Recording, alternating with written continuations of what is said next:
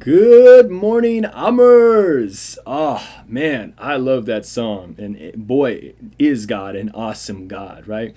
Listen, if you like that song, you go on YouTube. You can look up Christian Dubstep, Michael W. Smith, Awesome God, Sammy Lemon Remix. And that song has got me through a lot of stuff. I don't know. Anytime I'm feeling in a bad mood, that song will really help me get in the mood to just get pumped up. Well, I'm in the gym and I need a pump-up song, quote-unquote, but it's also holy, right? Because we're trying to stay in the light. That's a great song. Anyways, let's jump into today's podcast.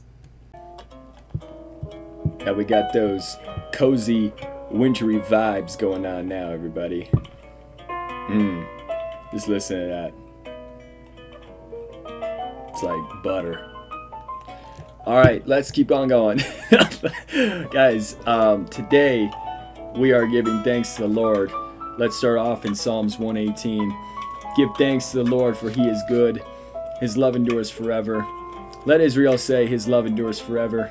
Let the house of Aaron say, his love endures forever. Let those who fear the Lord say, his love endures forever. In my anguish, I cried to the Lord, and he answered by setting me free. The Lord is with me. I will not be afraid. What can man do to me? The Lord is with me. He's my helper. I will look in triumph on my enemies. It is better to take refuge in the Lord than to trust in man. It is better to take refuge in the Lord than to trust in princes. All the nations surrounded me, but in the name of the Lord, I cut them off. Now, we're not completely done, right? But you guys understand that it's so nice to be able to just enjoy praising the Lord when we are having a good day. Because I know that sometimes, if you're like me, you wake up in the morning and you want to reach out to the Lord and you're having a good day, maybe you're even having a good week. And so what can you do? Well, you can just jump into Psalms and just start praising God. It might seem awkward at first. I know for me, it kind of did. I was like, all right, so I'm just sitting with my Bible and I'm just going over the Bible. But the reality was that it started to change me. It started to bring so much more peace in my already peaceful week or week that was great. And so I also do Psalms for when I'm scared, when I'm, lonely, when I'm hopeless, and all these other different things that, right, can definitely swarm on us human beings as emotions. But for now, right, we are lifting up the Lord, right? So a song of ascents. I lift up my eyes to the hills. This is Psalm 121. Where does my help come from? My help comes from the Lord, the maker of heaven and earth. He will not let your foot slip. He who watches over you will not slumber. Indeed, he who watches over Israel will neither slumber nor sleep. The Lord watches over you. The Lord is your shade at your right hand. The sun will not harm you by day, nor the moon by night. The Lord will keep you from all harm. He will watch over your life. The Lord will watch over your coming and going, both now and forevermore. Right? We just give praise to the Lord for all these awesome qualities that Jesus has. One of those awesome qualities that Jesus shares is being the light of the world. As we jump into John 8:12, we hear again, Jesus spoke to them saying, I am the light of the world. Whoever follows me will not walk in darkness, but will have the light of life. Now, Ummers, I know what you're thinking, or maybe I don't know what you're thinking. I really didn't fundamentally understand this, and I'm still trying to understand this as a Christian. But the reality is that there is light in this world, and there is darkness in this world. And I have walked now in both worlds. I can personally say this. I can say that I've walked in a world of light, I've walked in a world of dark. And it is an interesting phenomena, but I'm going to break it down like this. As you're walking in the light, you continue to pull to God, and you're a child of God as you're calling out Jesus. That's a given. But believe it or not, Ummers, it seems to me as though I have seen where you can somewhat call out to God maybe during the morning, but your actions during the day can highly reflect that of potentially the enemy if you're not constantly going back to prayer and getting what the will of God is trying to kind of get through to you. I've realized that there's this instance of surrendering. And surrendering looks like really just going and making a time designated for God to speak to you where you're at. Speak to you either in your room, speak to you at the workplace, speak to you if you are on your way somewhere, in the car. There's not one given time you can't constantly go to the Lord and begin to really pull upon what Jesus is trying to tell you during the day. Because I have seen it where I've had my days, you pray to God in the morning, you go to your day, and I've seen myself all of a sudden start to pursue worldly things during the day, and never would I understand why some of these hardships or some of these weird things are just happening during the day when I'm not walking in step or when I'm not walking in line with God. And one of the biggest reasons we see this is because I'm not walking necessarily away from God, and I'm still praising Jesus, and I'm still saved by Jesus, but my actions are not pushing towards Jesus. And when my actions don't push towards Jesus, I begin to fall out of line. I notice that my day begins to become disruptive. I notice that my peace is not necessarily there. I notice that I don't have as much joy, because there's a method to God's madness, ladies and gentlemen, right? A beautiful method to madness in the Bible, which basically says, continue to come to me. God's asking, come to me all the time. Pray to me all the time, because yes, you have this enemy who's this roaring lion. He never sleeps, and he's always out to try to get you and your plans. He disguises himself in the light, right? And I just was having this conversation with today. I want everybody to picture a light source. I want everybody to picture that in this light source, you could see the light, right? And if Jesus is that light, Satan is on the outskirts of that light. He hangs on the outskirts of that light. So in other words, he's close to when you're getting close to Jesus. And the best analogy for this is as if I could tell you about workout plans or diet regimes or ways in which you can try to begin to self-improve on yourself. Look, Amers, Satan loves it when you try to self-improve, okay? And the reason why is because when you start to set forth your works, he knows he can jump on that and begin to try to direct your pathways in all kinds of different ways and say, oh, you want to self-improve on this? Let's go ahead. Let's jump onto this goal. But if you're not giving any credit to Jesus, ladies and gentlemen, Satan is either going to sabotage, God's either going to sabotage your goal by you not following God, not because God's mean, but because he has these laws that are out there. And if you're not following in step with them, you're unfortunately, you might not even know, but you're inadvertently walking into the obstacles that are laid out in the world by Satan, and they're just going to trap you. This is why a lot of people cannot set their New Year's resolutions and then stick to them, because they're like, I'm going to set a goal of working out, and then they only work out for so much, and then all of a sudden, life just kind of tumbles them, and they're like, well, what's going on? Now I can't even get my workouts in, and stuff like that. Well, the reality is that you want to find the peace, right? We have a God of peace, not of confusion. So if you find in your days that you're really confused, you might see instances where you're walking in darkness. And this is how I'm going to relay this out to you guys in the most practical way. Look at the symptoms of your day. Look at the qualities and the aspects of your day. Is it marked by more confusion than it is clarity? If you're confused during the day, I don't know what to do, I'm not sure why I should do that, I'm not sure why this and they said that, or he said this and she said that. All this confusion, ladies and gentlemen, that is a mark of walking in an instant of darkness in your day, right? Because we have a God of peace. Continuing to go to the Lord is going to grant you peace in the most hardest times. And as somebody who just went through a pretty difficult week myself, I can tell you that during my hardest times, it was God who gave me peace as I kept on seeking his refuge. And that is the refuge I'm talking about that you can gain every single day. In fact, ladies and gentlemen, even the enemy knows it's your benefit to go to God all day long, to gain the refuge of the Lord all day long.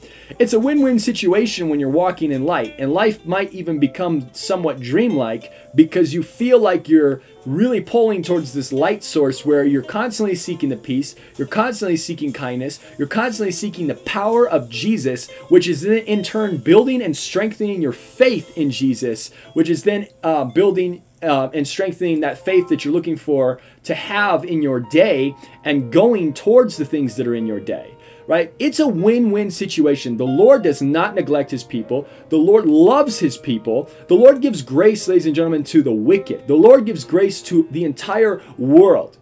That's people who are right now, you're like, well, I know they're probably sinning right now. I tell you this, that the Lord loves, not only loves them by grace, but guess what? If he loves them by his grace, imagine how much he loves you as you're actually walking in step and walking in obedience to God.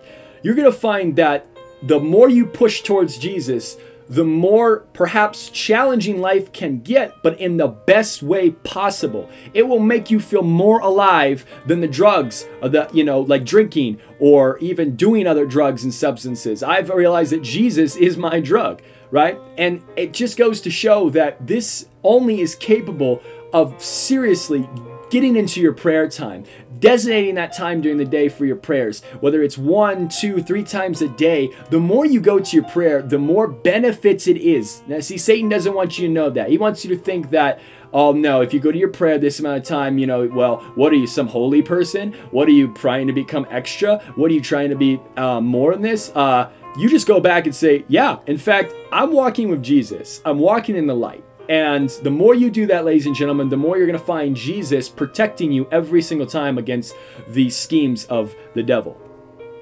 So, that being said, lightness versus darkness and how we're walking in light. One example of walking in the light is in Luke 5 when Jesus heals a man with leprosy, right? In Luke 5:14, Jesus ordered him, let me go back. Jesus said in 5:13, he reached out his hand and touched the man. And he says, I am willing, he said, be clean. And immediately the leprosy left him. Then Jesus ordered him, don't tell anyone, but go show yourself to the priests and offer the sacrifices that Moses commanded for your cleansing as a testimony to them. Ladies and gentlemen, God has a plan in this lightness that you're walking in. You're not walking in light, in my opinion, because of just the holiness of like, oh, I just get to walk in light all day and everybody else gets to walk in darkness. No. You see, light is a part of God's plan. We can see that as Jesus is saying, I'm willing, and be clean to the man with leprosy, the leprosy left the guy. So he wins because the leprosy leaves him. And then Jesus tells him to go and do a command. And if the man follows that, then the man is now gaining obedience in the Lord because he's following Jesus' commands. And then on top of that, he's fulfilling Jesus' commands. He's fulfilling Jesus' plans by actually going and telling the priests about the sacrifices that Moses commanded and for the cleansing and as a testimony. Because as Christians, this is our testimony. Go and spread the good news. Go and spread that Jesus is alive. How are you going to spread this when you're walking in darkness? You can't even watch your next step. You're fumbling. You can't see. How are you going to spread good news, right? You don't even know where to spread it to if you're walking in confusion. So the Lord offers you more clarity as you're walking in lightness. And that, my friends, is a very interesting example. And now for the people who are listening to this, one particular example about perhaps when you say, well, okay, so Christians are walking in light, but it rains and it pours on both the righteous and the unrighteous, and there are hard days, and my friends deal with stuff, and so how do we kind of work in this world where things are all happening in this one sort of melting pot of you don't know what you're going to get, but those that are faithful to God, all things work together good for those who love the Lord. So with that being said, Jesus teaches about loving our enemies in Matthew, right? Matthew 6:31, he says, do to others as you would have them do to you. If you love those who love you, what credit is that to you? Even sinners love those who love them. And if you do good to those who are good to you, what credit is that to you? Even sinners do that. And if you lend to those from whom you expect repayment, what credit is that to you? Even sinners lend to sinners, expecting to be repaid in full. But Jesus says, love your enemies, do good to them, and lend to them without expecting to get anything back. Then your reward will be great, and you'll be the sons of the Most High, because he is kind to the ungrateful and wicked. Be merciful just as your Father is merciful. Holy moly, ladies and gentlemen, let's rewind that. Then your reward will be great, and you'll be sons of the Most High, because he is kind to the ungrateful and wicked. The Lord Almighty is kind to the ungrateful and the wicked. And one of the ways Christians today can show that Jesus is living, that he's alive, that his works are alive, that Christianity is alive, that God's living word is here and it's here to stay, is as if you are being kind right? If you're the one that's showing that light, if you're the one that's being the light in a world that is full of darkness, where you're the one that's extra kind, you're the one that's extra humble, because to your expense, you might look around you and be like, well, what do I get for being extra humble? Well, Jesus looks down on you and smiles, and you get to be the light unto others. But until you see that in retrospect, look back at your life and be like, well, I made them happier, or that was better of me to do that and be humble in this situation, right? That might not click right away. So what I can say for that is, work with that a little bit. Have faith and take courage that the Lord has a grand plan. He loves you so much. And to finish off this particular podcast, I'm going to go with Psalms 25, a prayer for defense, guidance, and pardon from Mr. David, right? To you, O Lord, I lift up my soul. In you I trust, O my God. Do not let me be put to shame, nor let my enemies triumph over me. No one whose hope is in you will ever be put to shame, but they will be put to shame who are treacherous without excuse. Show me your ways, O Lord. Teach me your paths. Guide me in your truth and teach me, for you are God, my Savior, and my hope is in you all day long. Remember, O Lord, your great mercy and love, for they are from old. Remember not the sins of my youth and my rebellious ways. According to your love, remembers me, for you are good, O Lord. Thank Jesus today, ladies and gentlemen. If you are having a rough day, thank Jesus that he's there with you. If you're having a good day, thank Jesus and rejoice with Jesus in your good day. We see today that these days, especially in the final hours, are not to be taken for granted. We really live in a society where just so many things are happening. And epidemics and COVID things and variants and omnivariant viruses and so many things that cause people fear. Look, to be a Christian today takes courage, because you are sticking out. You are claiming victory in Jesus' name. So I'm with you, brothers and sisters, in this walk that is hard, right? But nevertheless, this podcast is somewhere where you can go and take refuge in the Lord. Thank you, everybody, and I can't wait to see you guys, hear from you, and talk to you guys in the next episode. Bye.